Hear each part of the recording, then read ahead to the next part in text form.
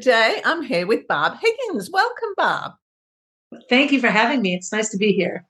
You have the most incredible story to share. And when you first emailed me and I read a little bit about you, I'm like, oh my goodness, because it really harks back to the reason that, hang on, I'm not even going to read out your bio because Yeah, I know that's fine. the reason I started the podcast nearly 3 years ago now was to share people's stories because I knew I had all of these friends around me. I knew all these women across the world who had the most incredible stories to share. And there was no outlet for them to share them. And to me, inspiration comes more frequently from somebody that I know closely who's gone through things and survived things and experienced things. And that's Exactly. you. That's Yeah, very much so. You're the same age as me, by the way, both 1963ers. Well done. Yep. Best Yeah, year good ever. year. It's a good year. Tell me what you told me in the email. Tell me about your story, particularly So, the recent one. I'm a relatively normal person. I live in a very typical house in a small town in a very typical New England community. I'm a teacher and a coach. There's nothing sort of outstanding about my day-to-day life in general. I'm just as regular as anyone else. Having said that, my life story from beginning to now, when I was speaking with an editor at a publishing company, she said to me, if you were a fictional character, I would turn you away because nobody would believe that all these things could happen to one person. You would not be a believable character. So I lead with that because as the story unfolds, you think, okay, what next? What next? What next? That it's kind of like that. But I was living a relatively normal life. Everything was relatively happy. I mean, we all have our ups and downs. It was 2016. I was 53.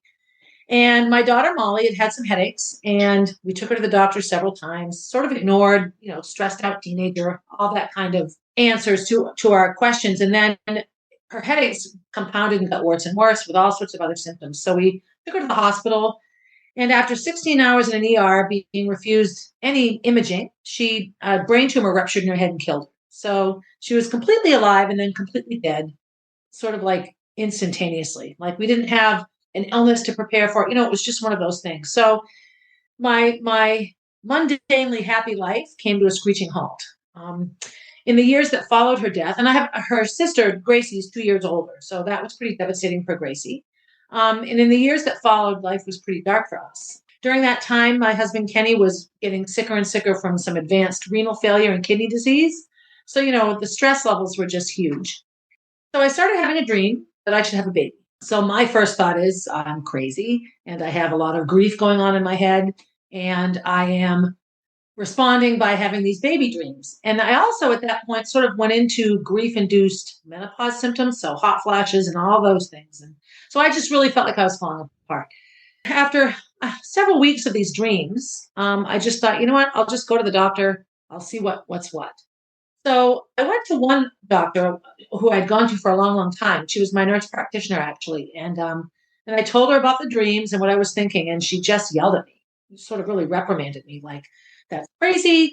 That's unhealthy. You need to find a therapist. Really, really just gave me heck for it. And so I got pretty upset.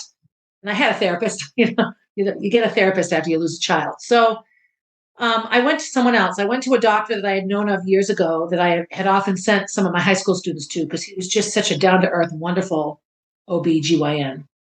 And he was like, let's look into it. If anyone can have a baby, you can. And he was super supportive and just very, very kind.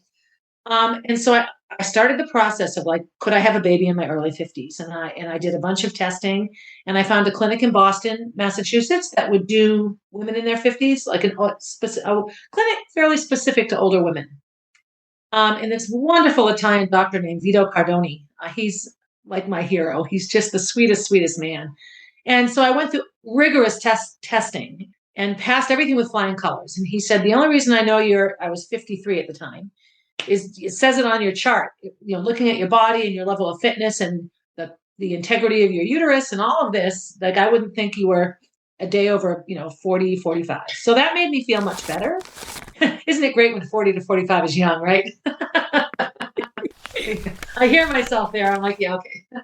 But we were in the throes of a lawsuit at that time. We sued the hospital and the doctor's office because they just failed Molly so miserably. And we were just, it was just, a handful of months after her death. So when it was all said and done and we were approved, of course, it's very pricey. And I wasn't back to work yet, and Kenny couldn't work. And so we were living on meager money. I just sort of looked up to the sky and said, look, I can't do it right now. No more dreams for a while, please. Because the dreams were persistent and intense, and they woke me up, more nights than not. And so we stopped. And that was, I would say, February of 2017.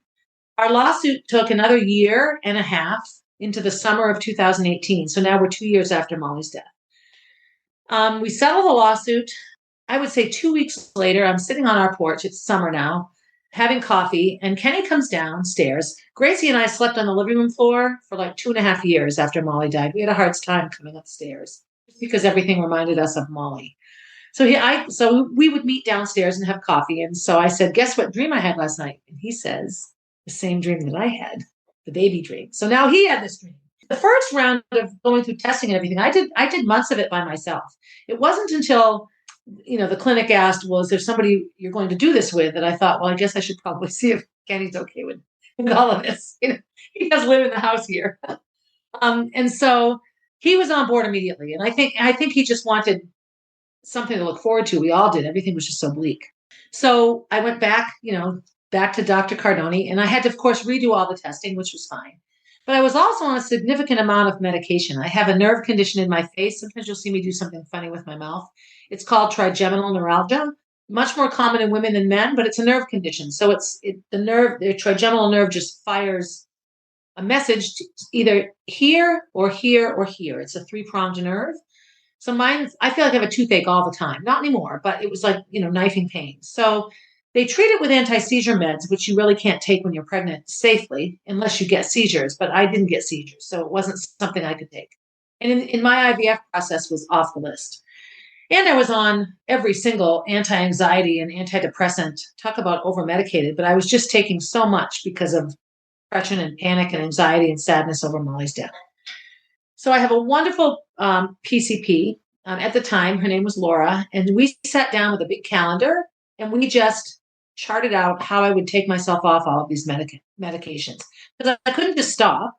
Some of them are very, very strong anti-psych type meds, Xanax, and Lamictal, and lorazepam, all of those medicines, plus the seizure meds, so Tegretol, topiramate. So it was like a 3-month, August to December, it took me to get off all these medicines.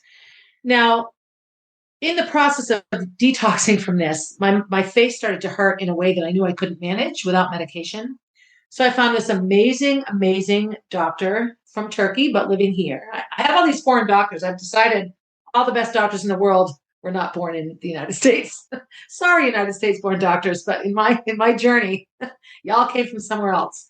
So his name was Imad Eskandar, and he was at a hospital in the Bronx in New York City. He used to be in Boston. I have 2 friends in town. One former neighbor who had surgery by him that fixed their trigeminal neuralgia. So I called, and he was no longer in Boston. So I got in touch with him in New York City, said who I was and what I was going through and what I was trying to do, and would he consider helping me? And he said, sure, go get this MRI with contrast, and when the MRI is done, we'll set an appointment. So I had the MRI. So I go home, and I'm in the process of picking up my phone to call New York City to say, I've had the MRI, let's set an appointment. And the phone rings, and it's the neurology department at the hospital. So you never have an MRI and get a phone call 2 hours later with good news, at all. So I just looked at the phone. Kenny and I were at the kitchen table. Gracie was at school. She was a senior in high school at the time. And I'm thinking, what now? So I answer the phone, and my neurologist is in tears on the phone. She's a wonderful woman. She is from Romania, Diana Tanase. See? So she's so upset, just so sad. And I'm like, what is it? What is it? And she said, well, you have 1 very large brain tumor and 2 small ones. So I'm just dumbfounded now. I've lost Molly to a brain tumor. Kenny's going to, he's on dialysis 3 days a week for his kidney disease. Poor Gracie. We just sat there speechless for a long, long time. So they ended up being benign. They were meningiomas, and all removed fine. But we didn't know that at the time. And so I called New York and said, well, here's my situation. Can I still come? Would you please look at my MRI and the tumors? And so a good friend of mine took me to New York City. We went over the MRI. He said, I have Googled your story. I know Molly's death and all that around that, the lawsuit and such. And he said, you tell your daughter, Gracie, I will take good care of you and you will be fine. And we hadn't received, any substantial money from the lawsuit at that time. So I was still on, subsidized health insurance, Medicaid and that sort of thing. So I explained that to him. I probably can't get it covered. And he said, I don't want you to worry about that. He managed to get a lot of it covered, but I never saw a bill from that hospital at all. Like they just took care of it. So it was 2 surgeries and radiation. So I went back in January and they took out this giant brain tumor. And he said, oh, we're just going to do a little incision. And when I woke up, I had no hair and black eyes, and it was awful. But they got it all out. And a month later, end of February, I had some radiotherapy where they sort of blast the little tumors because they were too small to justify cutting my head open. And then in April, 3 months after the tumor was removed, they had an incision here, and he repaired the trigeminal nerve. What they do is they cushion the arteries around it and sort of pillow the whole thing, and it calms it down somehow. So I still have pain. Like right now, I feel it. When I'm having a bad day, it hurts more than others. But it's, I don't take medication anymore. All of this was to have a baby.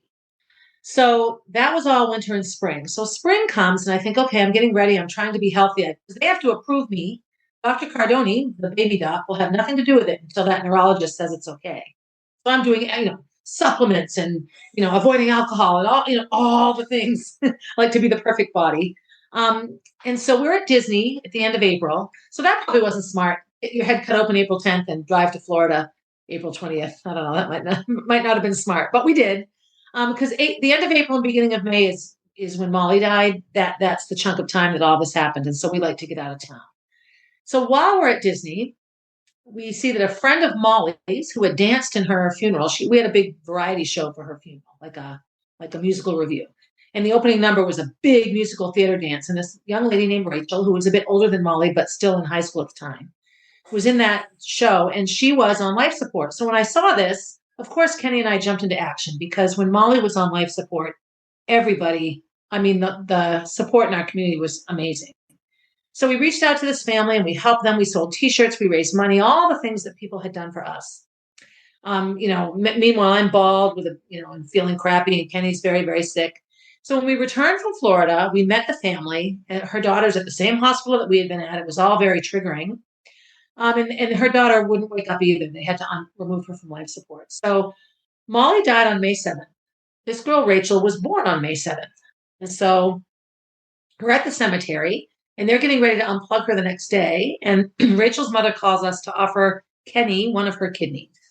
So Kenny has a kidney that was inside a little girl that used to dance with Molly. So that's just a piece of the journey. All of this was happening while we're just trying to make a baby. But, so after all of that was done, my head's better. Kenny is so much healthier now.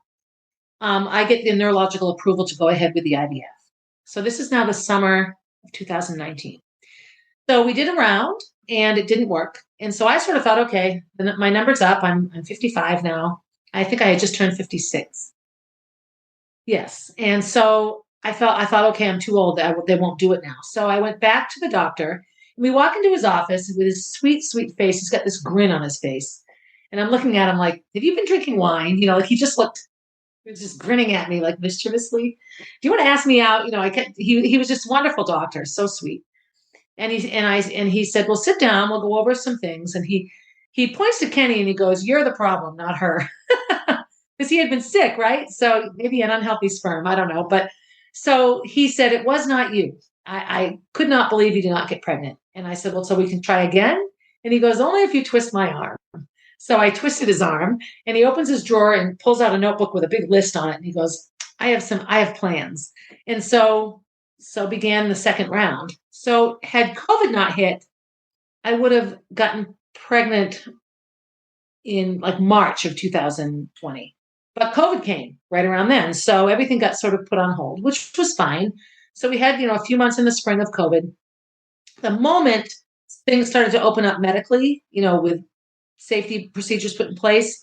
He called me up and he goes, all right, get back in here. He was retiring at the end of July. So he wanted to see it through. I was like his person.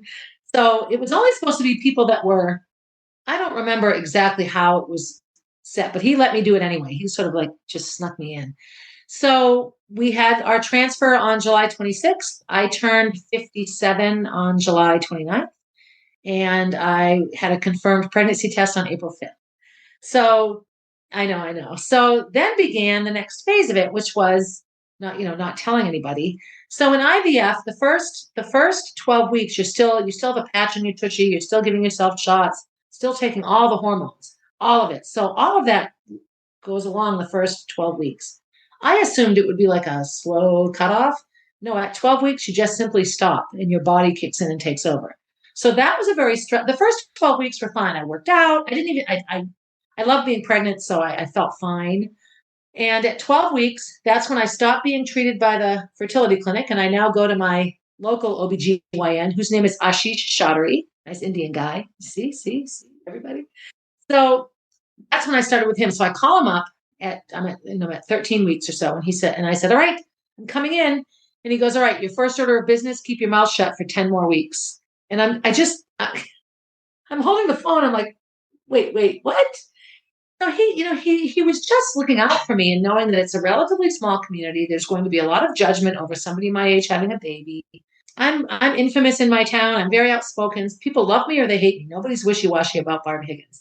And so he just knew that the right thing to do was just have every test that would be related to my age before I told people, so that if there was something wrong and I had to either end the pregnancy or I was going to have a lot of medical issues, I could do that privately and it wouldn't be public knowledge, which was wonderful advice on his part and actually allowed me another 10 weeks to really enjoy it before it became. But I work at a CrossFit gym. So I go in and I'm, belly. I'm not gaining weight anywhere else, but I'm getting a pretty significant belly. So I had told the coaches. So I'm riding on the bike one day and my friend Pam looks over and she goes, oh, you're getting a belly too, just like me. And I said, yeah, but you have a menopause belly. I have a baby in mine. And she just looks at me like, what? No, you don't. I'm like, I do. So I had a little heartbeat on the phone. Like I recorded it on the phone. I'm like, here, listen to this. And she's just like, what? So as I started it was just a lot of fun. That was probably the most fun. I told I'm on the school board in town. So I told the superintendent and one school board member who I'm friendly with. It was just fun to pick and choose who to tell. And the reactions were fantastic. So I went through every test in the book, ultrasounds and blood work and measuring Jack and really taking care to look at him. I didn't know if it was a boy or a girl at the time. Everything was fine. The final test I had was an echocardiogram, a fetal echocardiogram, so they can make sure its heart is okay. I lost a baby at 25 weeks in 1999 to a heart defect. So of course we go right back to the same place. So that was a very triggering. I go in and they're doing everything. And I talk to the tech and I tell her I'm Molly's mother. And it's the same hospital affiliate that Molly was on life support, Dartmouth Hitchcock. And so she says, oh, we all know Molly. When we can't figure something out, we take a big breath and think about Molly and how can we look at this differently, which made me really happy because it makes her death a bit less in vain. And so we had a wonderful conversation. I told her about the baby I'd lost and Dr. Rockenmacher, this Irish doctor with the thickest accent, 23 years ago now, and how kind he was to us. And she loved that he's retired now. We love him. And so the cardiologist comes in and she's this wonderful woman. She comes in, everything is fine. She shows me everything. And she says, now tell me about this baby that you lost. And so I said, well, it was the summer. No, I said, I lost him at 25 weeks. We actually chose to deliver him at 25 weeks and he didn't survive the delivery. I'll clarify that. That's another whole issue. And I said, we donated his body to Children's Hospital of Philadelphia because we knew that the heart defect was so unique and so rare that if the doctors could look at it, maybe they could fix it or figure out how to treat it. And again, a lot of people were very critical of me disposing of his body that way, but I felt like I was offering his body to research, to help other people. I kissed him and loved him, teeny little fit in my hand, and sent him on his way. And so she says to me, was this 1999? And I said, yes. And says, I performed the autopsy on that baby. So So, right, right. Kenny and I couldn't speak for days. We drove home in silence. And she just said how helpful that being able to see a 3D, see it, and that they printed it, 3D printed it over the, and they've learned so much from it, and they've learned how to repair it so that babies can survive. Basically, there was so much wrong with it that that baby would have been born. We named him Gordy, and he just would have drowned within minutes. Just the heart would have ceased to. It was backwards, upside down, only one ventricle, only one atrium, transposition of the great arteries. Like everything that could be wrong with the heart was wrong with the heart. So again, it made me feel good because that his death gave other moms a chance to not have to lose their babies. But this whole process has been full of those kinds of experiences where things happen and we travel into the scenario and something amazing comes of it. So that now I can tell people it's just after Christmas into the new year. Jack was due April 13th. And my pregnancy was fun. I worked out every day. I didn't feel any different other than a big belly, and I pee when I sneeze, but at my age, you pee when you sneeze anyway. So it wasn't that much difference. I think menopause and pregnancy are the same thing. The only difference is the baby. You pee when you sneeze, you cry all the time, you're sweaty or you're cold, you never sleep. All of those things happen in both scenarios, but with a baby, you have company. You have someone to ooh at and snuggle. So that's just my summation of the two. So about mid-March, I suddenly started to get real puffy. And I had never been super puffy with any of the other pregnancies. So I was working out everything was fine, remained fine.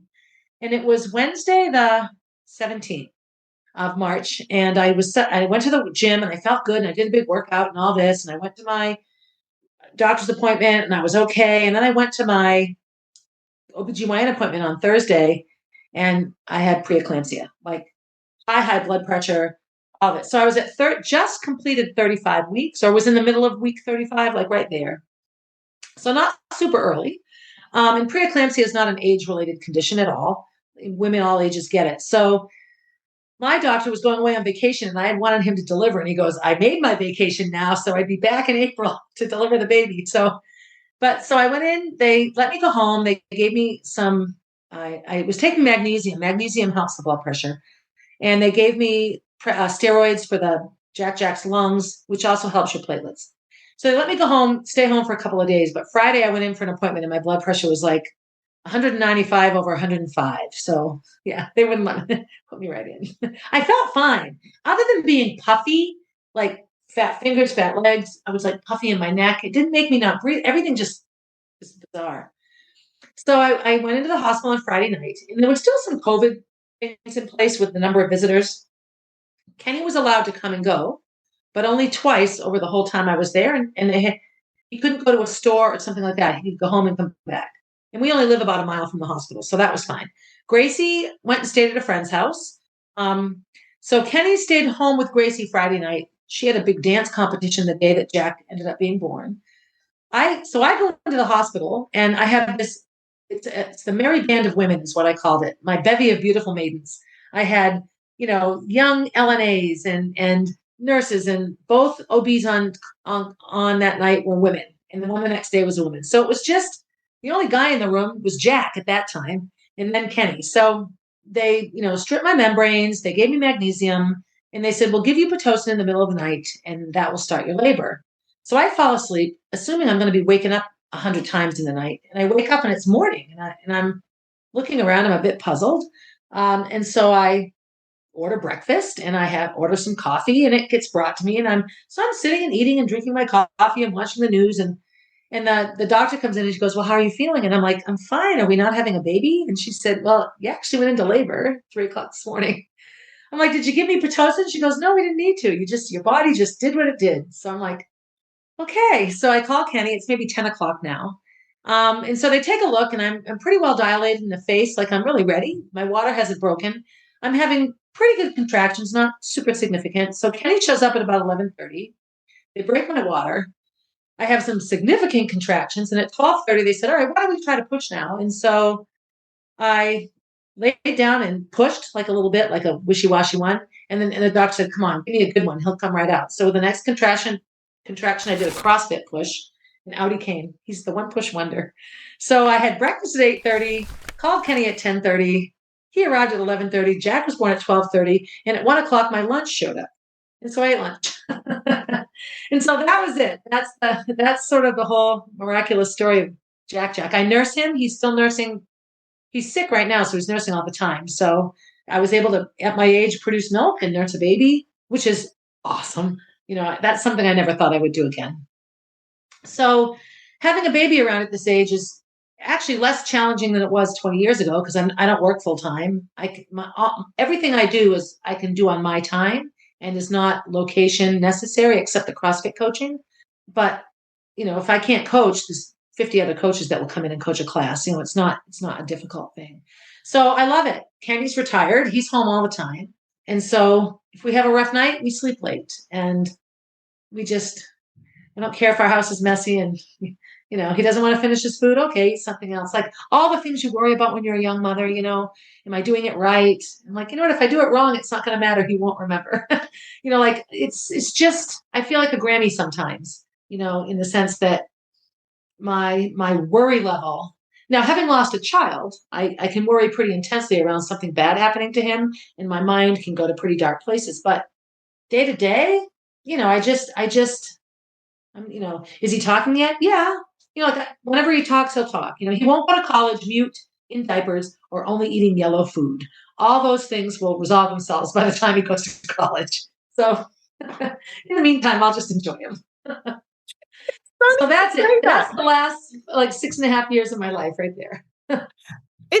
That is just an incredible story. And I'm going to go back to a few points, but that you're saying about, you just chilled with the child. I feel like I've got 4 kids. I feel like my 4th one just basically raised herself because the time I got to her, I was just like, whatever. Yeah. Fine. Yes, exactly. Yeah, exactly. Yeah, I have a good friend and she slept with her first baby, second baby in a crib next to the bed, third baby in a cradle at the bottom of the bed with a rope she could pull to rocket. Same thing. Yeah, she'll be fine. Yes, exactly. So you now got a website and a podcast as well to talk about all this. What made you start doing that? Actually, so quite obvious thing that it's just incredible. So the podcast actually came around because of so Jack's birth was obviously joyful, but it triggered in me and unleashed in me this giant level of anger. Not anger at Jack or anger that I had a baby, but just angry that I have this beautiful, joyful thing, but I feel like I bought it at the cost of another child. Like it's child loss brain. We mothers who have lost children in traumatic ways, or in any way, really, children that you've given birth to and raised for a while and gotten to know and had a day-to-day life with. Everything is 2 things at once. You can't wait to die because you want to be with them, but you don't want to leave. Everything is double. So I had a bit of postpartum anxiety and depression, maybe a couple of weeks, and I did with all my kids. The first couple of weeks were rough, but as the summer went along after Jack was born, I just felt like I have to process this. I have to process this whole thing. I have to process Molly. I was very, very dark for a couple of years, and I had good therapy, but I was very dependent on alcohol, all the prescription medicine I could take. I'll get into a little bit of drug use, and that will be a whole podcast season of its own eventually. I'm not quite ready to share all that, but it was horrifyingly bad. And so in trying to put my life back together and obey this dream that kept coming to me, wonderful things happened. I've met amazing people, and I've had these phenomenal experiences, everything that just tells me this was supposed to happen. So the podcast was really, I need to talk. I need to tell the story. I'm not disciplined enough to write a book, although I do have a book coming out. We'll get to that. And so I thought, you know what? I love to talk. I'm not afraid to talk.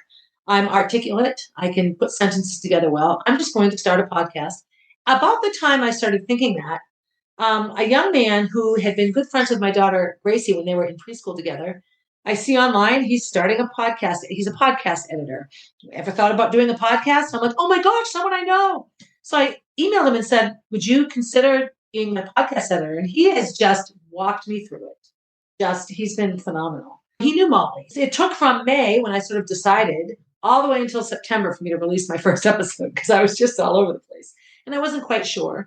And the name of it, 1,000 Tiny Steps, comes from a health class. I was a public school health educator for a while, high school health. In my junior health class, I talked a lot about decision making and how you end up in good places and bad. And people don't just wake up and say, gee, I think I'll, get drunk, drive my car and kill somebody. But people get drunk and drive their cars and kill people all the time. That decision wasn't made by one move. That was a million decisions or 1,000 of them, over a long period of time. Something happened that caused the next thing to happen, that caused the next thing, that put you in that car on that day, in that level of intoxication to make that decision. I had somebody in the hospital when Molly was on life support tell me not to blame myself, that this was a lot of decisions, a lot of left turns and right turns that I didn't make. And so while it comforted me to some level, the way my brain is, I immediately thought, okay, what's the first step I took that caused Molly's death? Like where was it me? And it became very, very, I'm a very, very, I think all the time, like my brain goes a mile a minute. So it's not something I could really put down. So the podcast and the title of the podcast sort of came together that way. I had a very inactive blog site for years that I called 1,000 Tiny Steps, and it all came from that health lesson. I would talk to them, you find yourself pregnant. We didn't wake up and decide to get pregnant. Lots of things went into either lack of birth control or birth control failure, or making the decision to, do this with your boyfriend. Like these decisions aren't one decision events. Everything in our life starts with that first little step. People don't run and jump into the middle of a frozen pond. They inch their way out to see if the ice is safe. And they either make it or they fall through. But it's all these little steps until whatever is going to happen does or doesn't. Does that make sense? Yeah, so, I actually thought it was referring to your journey through grief, but it's not. It's just a general life thing, isn't it? Yes. But it's a philosophy I've held forever. And so when I was trying to make myself okay, and okay, Barbara, let's relive it. Let's go back. I thought, I think I'm just going to call the podcast 1,000 Tiny Steps. It makes perfect sense. And so that's really where it came from. And so in organizing the podcast, I chuck it together in seasons by topic. So I have a Jack season and a Molly season and a trauma season, changes in parenting season, my crazy college years season. I sort of go through all of my life. And this season 7, which I just recorded the first episode for today, is the years leading up to Molly's death. And my life was pretty traumatic at that time. My marriage was failing. We were in and out of living together. I started another relationship, which ended up being a disastrous choice to make. And so my life was just in upheaval. And all those years leading up to her death, I worked very hard for Gracie and Molly to only see a happy family home. And Kenny and I did that well together. I mean, we could hit the pause button and have a family dinner that no one knew anyone was mad at each other, which is a nice skill to have, but not necessarily a good way to deal with things. We didn't fight in front of the girls, but we didn't fix things either. And so this season 7 it'll be hard for me to record because I'll bring up a lot of things that, I regret or were uncomfortable, that sort of thing. But in the process of talking about my life, I just feel so much better about everything. I feel like I've grown, and the response has been wonderful. I know a lot of people, so I have pretty good listenership. Not great, but and I always, every episode, I have never released an episode and not have had at least one or two people say, "Oh my gosh, thank you for this one." That's good. If one person can feel better or can relate or connect. But I talk about everything. I was, a victim of childhood sexual abuse. And of course, that's a taboo subject. No one wants to hear it, except it's not my job to carry it around. It's my job to share it and help others. And so I've had great response to those episodes just because, I think we as women are taught to smile and just be okay, cry all night, and then get up and, be happy. So it's been wonderful. And I feel pretty good about it. I've enjoyed it a lot. Isn't it interesting? Because the first reaction that a lot of people have to even write in a blog, never mind talking about yourself on a podcast, is I can't do that. People want to hide and they want to, some people do want to put on a good face to the world. That's what it's about. But for most people, it's about hiding the stuff that isn't very nice. Yes, exactly. And I think in different cultures, in so many cultures, women are just hidden. So you don't know anything about that woman behind all those clothes, in certain cultures. Or like in America, Southern women are meant to be very proper and very polite in all of this. And I just think sometimes we raise our baby boys to be little men and our baby girls to be little princesses. And They grow up and assume those roles. And then when it comes to sharing, now I'm just an open book. Oh, I always have been. This is my mouth, and it's gotten me in more trouble than I can. Oh, but it's also my greatest asset because I'm not afraid to use it. And so, for anyone that's suffering in silence, if listening to a podcast can give them acknowledgement, and make them feel better, even if they never have the chance or the ability or the desire to share their own stories. I know when I read something about another mother that's lost a child and it resonates with me, I just feel so much better. Like, okay, I'm not the only one, and I have a connection there. And so whatever I'm talking about, I think when other people can connect, it's a helpful thing. Yeah, I agree. I think because we're taught to, as women in particular, well, guys do the same thing. As human beings, we're taught to keep certain things to ourselves, don't share, yes. But it ends up with us, and particularly as we get older, we feel isolated. We feel like that we're the only ones that have got this problem who have ever experienced this, whereas in actual fact, most people have experienced something similar. Yes, absolutely. And they're now doing a lot of neurological research. Mental illness takes such a hit because we think of it as a behavioral problem. But every single mental illness originates in the brain. And the brain is an organ, just like kidney is an organ. We don't criticize people for kidney disease, but somebody is acting a certain way and they're diagnosed with a brain-related mental illness and they're still, well, if you just smiled more, well, can't you just be happy? Well, did you take your medication? Like there's all this judgment around it.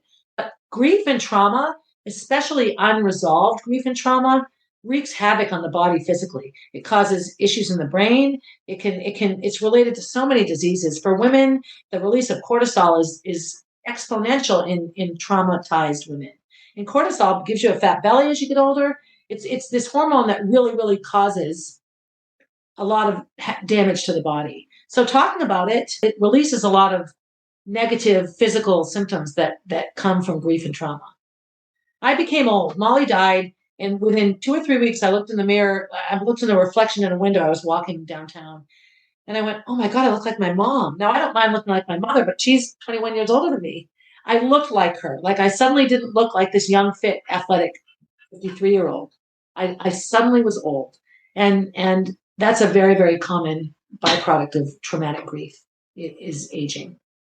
And I feel better now, but it changed me, really, really, truly changed me physically. So I think to myself, okay, an event that had nothing to do with my physical body affected my physical body. So I've learned a lot. I have read and read and read about trauma, and in the years since Molly's died, I've learned so much, which is another wonderful thing that sometimes makes me angry.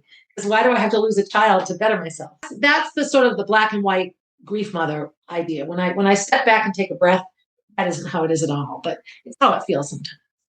I was going to say pull yourself out of that, but that's not what I want to say. How do you acknowledge that and let it go? How do you move on? I call it moving along. And for me, it was impossible for about 2 years. I didn't move on or along at all. I just had to sit in it. We were also involved in a lawsuit, so all we talked about was when Molly was alive. So it was this piece of my head that believed she must still be alive because we're talking about her when she was alive. And so once the lawsuit was done, it was really that was my reckoning where I turned the corner. Okay, she's never coming back. I can spend the rest of my life a drug-addled alcoholic, or I can pick myself up and do her proud. It's sort of like that. That's how it was for me. Doesn't mean I haven't had my relapses and my bad days. I had a horrible month of December, which was just 4 days ago. So, but I think sometimes it's time for grief, for child loss. Time doesn't heal anything. I don't feel healed at all, but I do feel better able to carry it. And so where Molly's death was like a big, giant, wet, smelly blanket in the beginning, now it's sort of a well-folded suitcase, sleeping bag with a little handle. So I carry it everywhere I go. I'm never without it because Molly's not here. But I can put it on my arm and carry other things now, as opposed to this big, wet, smelly blanket. Does that make sense? So it's just I can step back and look at it now because I can put the grief over here for a moment. Sometimes I can even set it down, but when I walk away, it's right in front of my feet immediately. What is the message you want to get across to women? I mean, not just women who maybe lost a child or who've had a baby late in life, but you've got some life lessons that are really important there that are applicable to everybody. What is it you want to say? For the biggest life lesson I feel in everything I have gone through is not being willing to put up with somebody treating you in a way that makes you feel bad. So doctors, like make sure if you go to a doctor and you hear something that's hurtful or you don't agree with or wrong, find a doctor that respects you and that you can communicate well with. When you're dating and you go on a date, and even though this person's handsome, but if they treat you poorly, then put that person aside and find. The biggest thing for me was in my journey, making sure that the people that are a part of my journey love me or respect me and treat me well. That would be the first thing, especially in medical things and especially with women, because we are so often brushed aside as, being stressed or whatever. So in the IVF process, in the child loss process, in the brain tumor process, make sure that the people involved in your care are listening to you and love you or respect you. I say love because I kind of love everybody. The other big thing for me is regardless of what's happened to you, maybe you've never lost a child, maybe you get pregnant easily, maybe you've never been sick, but all of us have bad things that happen. And if it's the worst thing that's ever happened to you, then it's your traumatic event. Give yourself permission to sit with it and treat yourself well first. And don't be afraid to allow yourself to really feel hopeless and sad. We try to push those things aside. Come on, cheer up. Don't cheer up. If you're in a bad mood, be in a bad mood. If you need to stay in bed for a day, stay in bed. If your tears are coming out, let them flow because it will pass and you'll have those moments where you feel better again. And those two things, and I guess that second one would lead into even when you're sad, the day after Molly died was Mother's Day and the sun came up and it was a beautiful day. And that year it pissed me off. I have to be honest. But the sun will always come up. It will. There will be another day. There will be another day for it to be better. Maybe it will be worse, but there will always be another day. And in that day, things can be different. So we have a lot of pressure put on us to fix ourselves and be happy and make it all right. Go ahead and sit in it and think about what you need to think about and be okay with who you are. It matters not what anyone else thinks. It's about you, Does that, I guess that's what I want to say. And that relates to any experience. It does. I think one of the things that I've noticed is that we don't give ourselves permission to have the bad feelings, particularly Correct. not the sad feelings, the grieving kind of things. Anger, a little bit for a little bit, but grief, no, we're not allowed to do that. We put on the brave face and we get over ourselves and we're supposed to be okay with everything, Right. Right. And that isn't how it works at all. And even anger has an important message. I'm taking a grief coaching certification class, and the professor, the teacher, David Kessler, he's an author and a grief coach, talked about looking at a medical record and it said inappropriate anger by father. And they had just been given news that their child died. There's no inappropriateness about anger. We have a dead child. Oh my gosh. It was, but the medical thing in that medical record was inappropriate anger by father, mother sobbing and wailing or something like this. And as long as you're not hurting people in your anger or making decisions out of it. But when I'm angry, I need to be angry. I typically go outside and throw things, rocks at trees, snowballs or whatever. I let it, or I go scream. I would drive in the car and scream. I'm angry. I need to express my anger right now. I need to swear the alphabet or whatever it is that will make me feel, process my anger. But yeah, overall, permission to just feel what you're feeling and sit with it and let it do what it needs to do has been hugely helpful for me. Thank you so much. It's been really fabulous listening to you. Well, heartbreaking and inspiring at the same time, listening to your story. Just tell people how they can get in touch with you. I'll put it up on the website and it'll be on the bottom of the YouTube video as well. But so if you can remember 1,000 Tiny Steps, I have my website is 1,000tinysteps.com and my email is 1,000tinysteps@gmail.com. And then I have a Facebook page. I'm just Barb Higgins and I live in New Hampshire. And my Instagram is Barb_444. And I'm also on LinkedIn as Barb Higgins. I don't have a Twitter.